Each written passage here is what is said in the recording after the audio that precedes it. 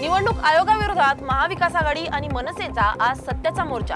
ठाकरे सेनेचे कार्यकर्ते मोर्चासाठी मुंबईला रवाना। मतदार यादीतील घोळ आणि निवडणुकांमधील गैरव्यवहाराच्या विरोधात विरोधक एकवटले आहेत। निवडणूक आयोगाविरोधात महाविकास आघाडी आणि मनसे आज सत्याचा मोर्चा काढतायत। बोगस मतदारांना आम्ही मतदान करू देणार नाही अशी घोषणा करत हा मोर्चा दुपारी 1 वाजता सुरू होईल।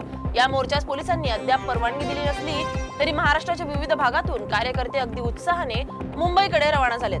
स्वतः राज ठाकरे या मोर्चासाठी लोकलने जाणार आहेत। फॅशन स्ट्रीट पासून मोर्चाची सुरुवात तर महापालिकेच्या मुख्यालयासमोर त्याचे रूपांतर सभेत होणार आहे। या संदर्भात आढावा घेतलाय आमच्या प्रतिनिधींनी।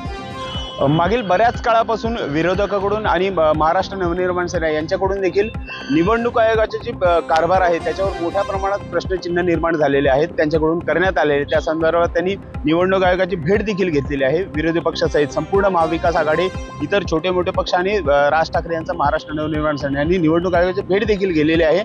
आणि जे मतपत्रिकेमध्ये किती मोठ्या प्रमाणात घोळ आहे ते वारंवार दाखवण्याचा प्रयत्न केला आहे। आज आणि त्याचंच रूपांतर आज ह्या मोठ्या सत्याचा मोर्चा, या मोर्चाच्या रूपांतरामध्ये आज या ठिकाणी आज मोठा मोर्चा निघत आहे। महाराष्ट्र नवनिर्माण सेना आणि संपूर्ण महाविकास आघाड्यांनी लहान छोटे मोठे पक्ष यांचे सर्वांचा मिळून आज सत्याचा मोर्चा नावाचा आज मोर्चा आयोजित केलेला आहे।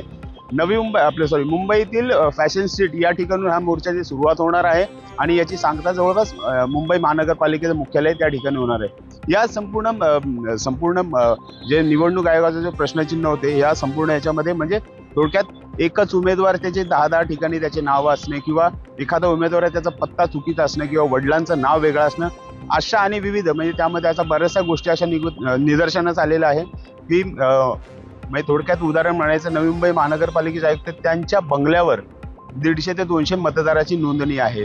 काही ठिकाणी तर मतदाराचा पत्ता हा फक्त रोड किंवा शौचालय असंही दाखवण्यात आलंय।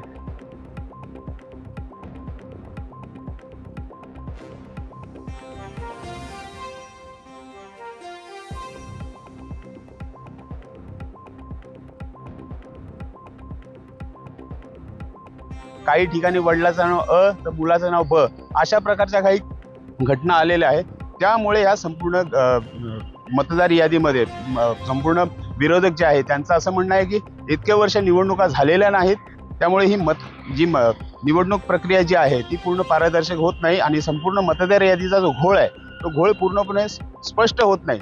तर अजूनही 6 महिने निवडणुका घेतल्या काही फरक नाही पडत। ते या संपूर्ण मागणीसाठी महाविकास आघाडी आणि महाराष्ट्र नवनिर्माण सेना यांच्या वतीने आज या मोर्चाचं आयोजन करण्यात आलेलं आहे।